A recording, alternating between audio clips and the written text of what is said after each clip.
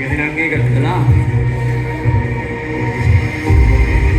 මම ජීවිත කාලෙම වැය කරලා හදාගත්ත මගේ රාජධානිය උන් එක මොකදින් විනාශ කරා. මේක පියවක තද කරලා.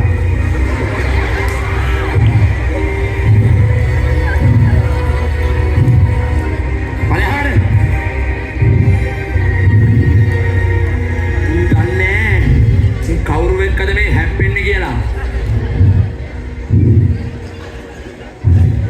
උන් තාම රජ කරන්නේ මම කාලයක් රජ කරු මගේ රාජධානියේ. මේ පොළොව යට තියෙන නරකාදී රස්නේ උන්ට තාම දැනෙලා නැහැ.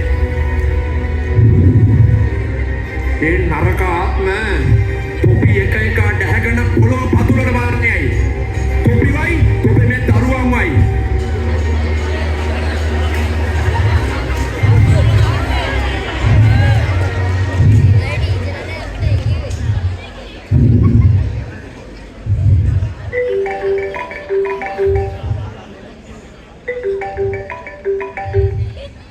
හෙලෝ ඔය බණ්ඩාර කියන්නේ කොල්ලට ගහලා හරි මං දැන් එනවා මේ දැන් එනවා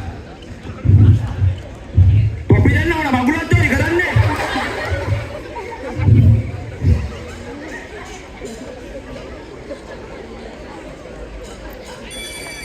මයික් වලට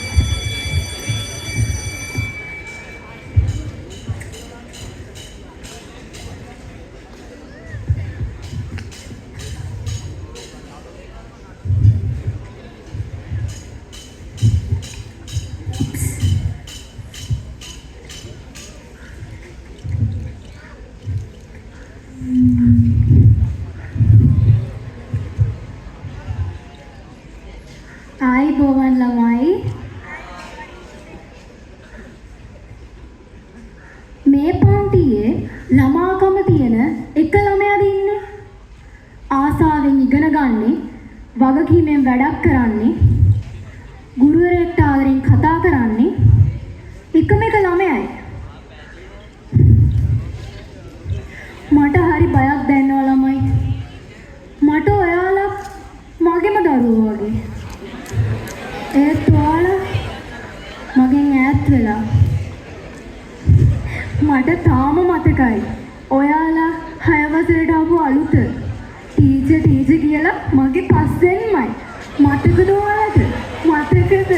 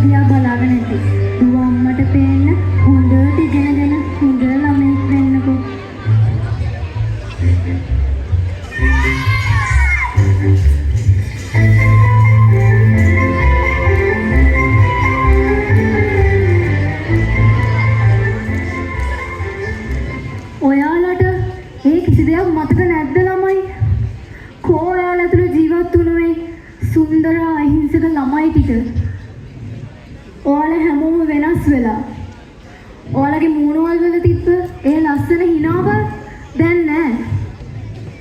ඉස්සර ඉගෙන ගන්න තිබ්බ ආසාව, උනන්දුව, කැපකිරීම, බලාපොරොත්තුව ඒ කිසිම දෙයක් මට ඔයාලගෙන් පේන්නේ නැහැ. ළමයි ඔයගොල්ලන්ට හිතෙන්නේ නැද්ද ඔයගොල්ලෝ අතරමං වෙලා කියලා? නැගිටිනවා හැමෝම. ඇයි ඔය ළමයා ඉඳන් ඉන්නේ? නිසල් මොකද පුතා? අසනීපයක්ද?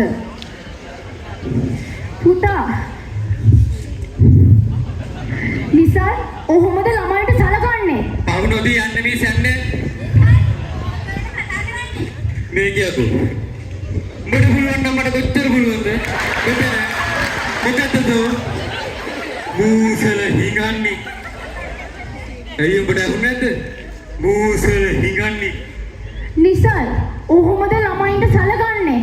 පුතා වේවල ගේන්න. අල්ලනවා අත.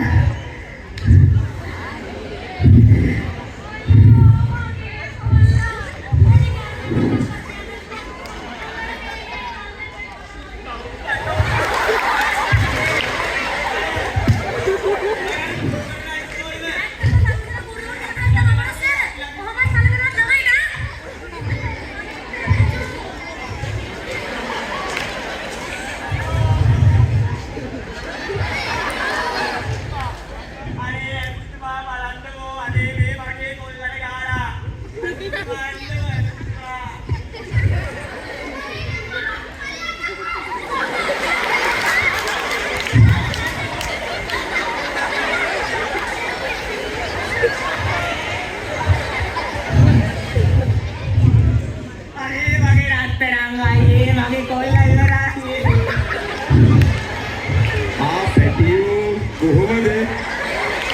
මොකක්ද විශ්මය කරලා තියෙන අපරාධේ? ඉරමරා දරුවෙකුට ගහන්න අයිතිය තියනවද? තමුල්ලට විතරද අයිතිවාසිකම් තියෙන්නේ? මේ දරුවන්ට අයිතිවාසිකම් නැද්ද? අපි මේක ලේසියෙන් අතාරින්නේ මම ගුරුවරියක්. තමුන්ලා වගේ රටට ලෝකෙට බරක් වෙලා ජීවත් වෙන උදවිය තවත් දී කරන්න ඕනේ නැහැ මට. මම හිතන්නේ මිස්ටර් මම කවුද කියන එක අමතක වෙලා වගේ. අයිසේ මම හිටපු ඇමති රාජමන්ත්‍රී. තමුසෙල වගේ මිස්ලා කීප දෙනෙක් දනගස්සපෙකේ මම. අනික මේ තමුසේ මේ හිටන් ඉන්න බිල්ඩිමට සල්ලි පාස් කළෙත් මම. තමුන්ගේ තරම දැනගෙන කතා කළොත් හොඳයි. අනික